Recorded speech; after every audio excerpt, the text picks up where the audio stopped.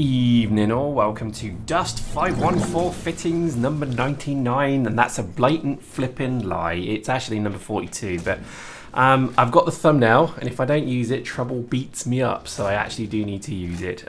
This is the ending of Series 3 fittings, and that already is a massive joke because we never really did many fittings.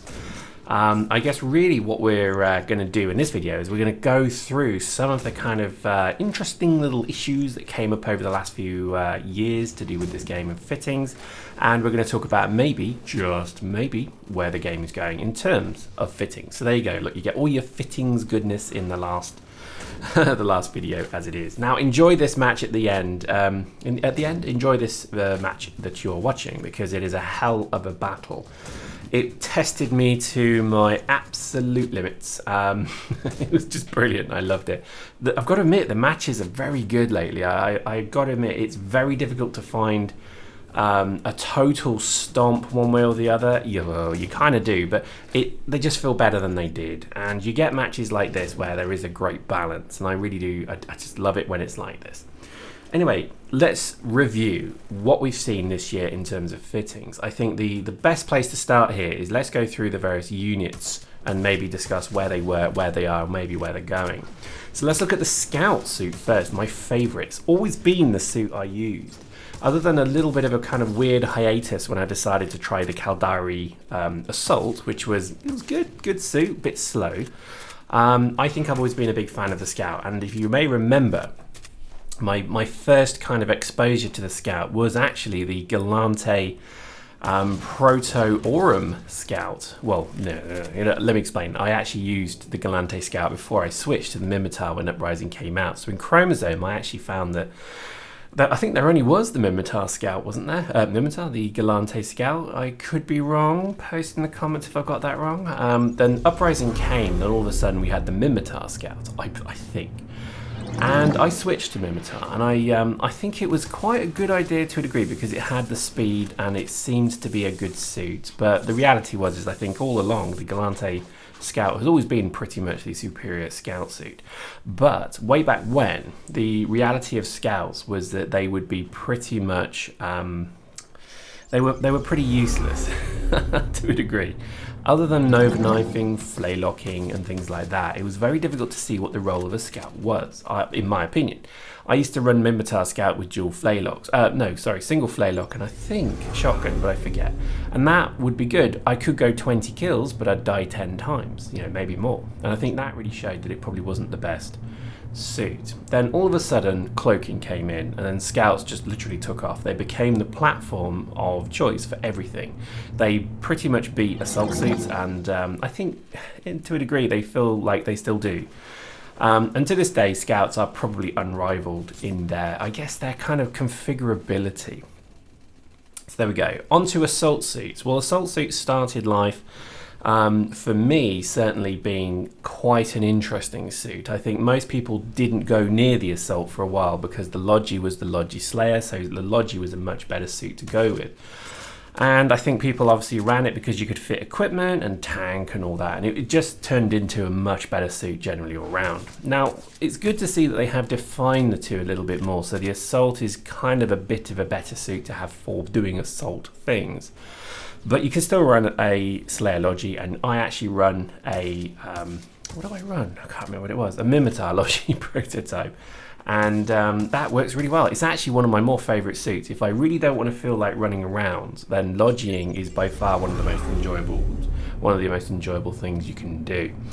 So I think in the genesis of what actually we've seen in this game, I think there has been quite a move for Logi suits to find their role. But I think maybe it's gone too far because currently today it feels like Logi suits actually are kind of too specific.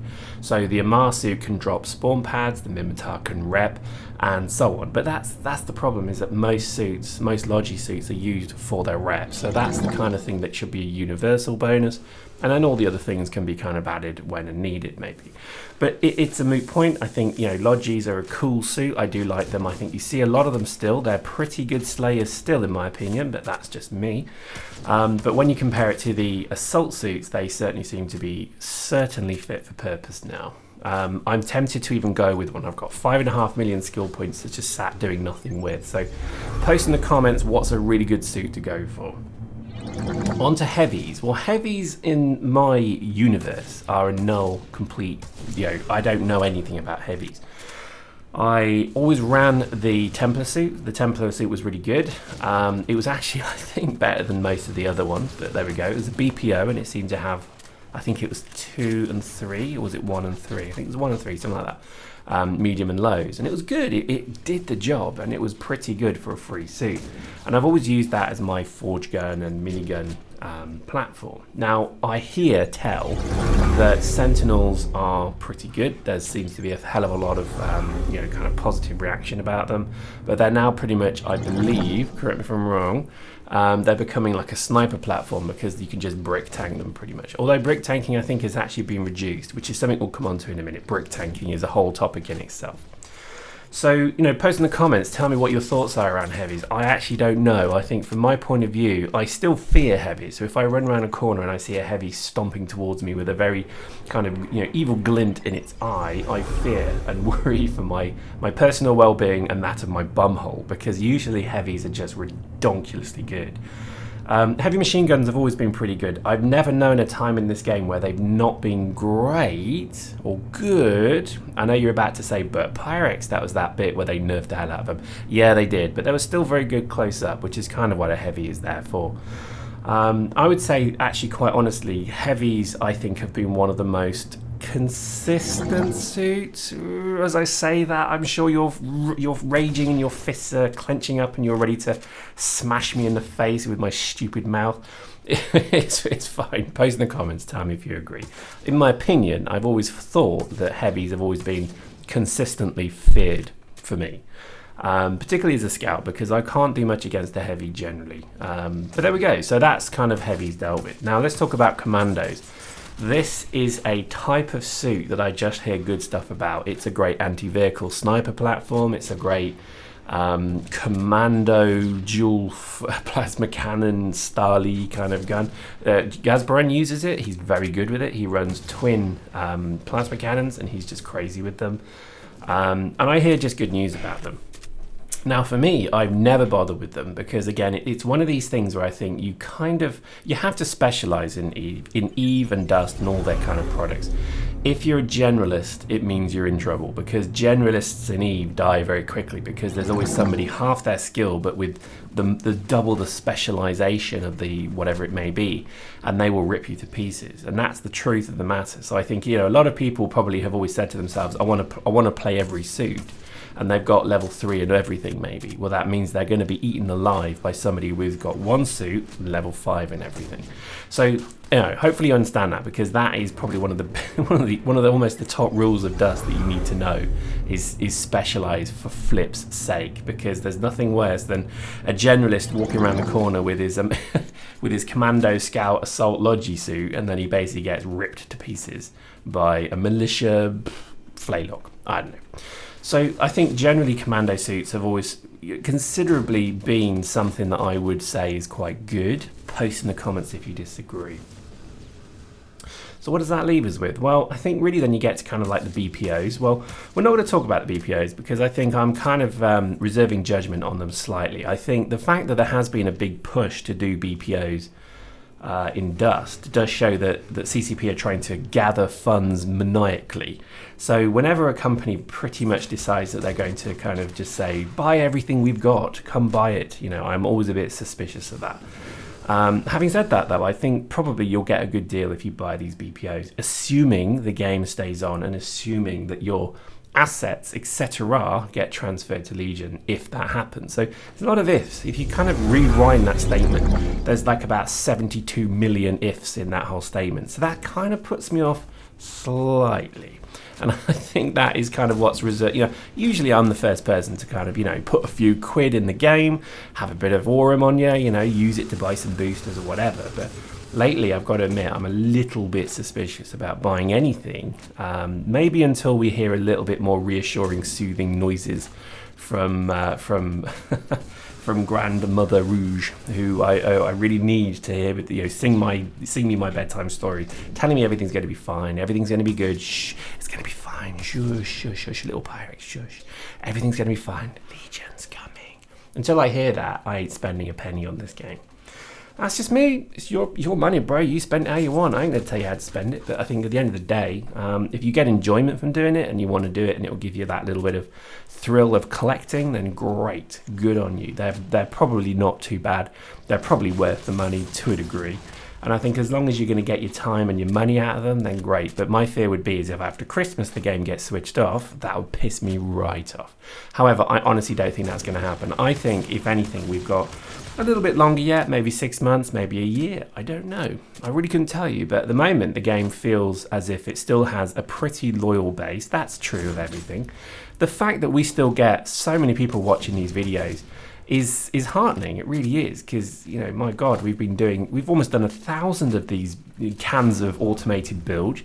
So I am kind of amazed that people still watch them. So firstly, thank you, and secondly, I think it's pretty impressive. Still, lots of people enjoying the game. So if you believe the dev blog, 300,000 people still log on to play.